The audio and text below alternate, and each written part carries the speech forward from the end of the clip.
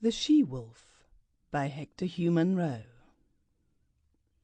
Leonard Bilsiter was one of those people who have failed to find this world attractive or interesting, and who have sought compensation in an unseen world of their own experience or imagination, or invention. Children do that sort of thing successfully, but children are content to convince themselves and do not vulgarize their beliefs by trying to convince other people. Leonard Bilsiter's beliefs were for the few, that is to say, anyone who would listen to him. His dabblings in the unseen might not have carried him beyond the customary platitudes of the drawing-room visionary, if accident had not reinforced his stock-in-trade of mystical lore.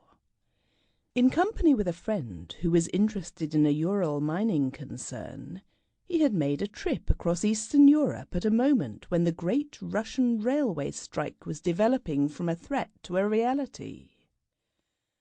Its outbreak caught him on the return journey, somewhere on the further side of Perm, and it was while waiting for a couple of days at a wayside station, in a state of suspended locomotion, that he made the acquaintance of a dealer in harness and metalware, who profitably whiled away the tedium of the long halt by initiating his English travelling companion in a fragmentary system of folklore that he had picked up from Transbaikal traders and natives.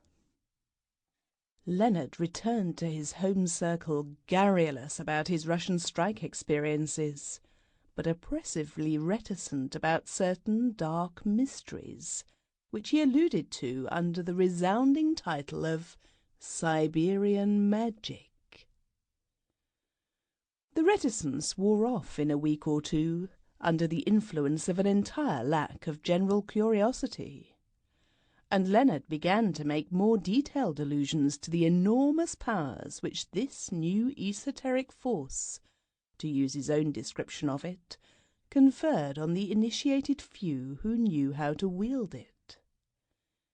His aunt, Cecilia Hoops, who loved sensation perhaps rather better than she loved the truth, gave him as clamorous an advertisement as anyone could wish for, by retailing an account of how he had turned a vegetable marrow into a wood-pigeon before her very eyes.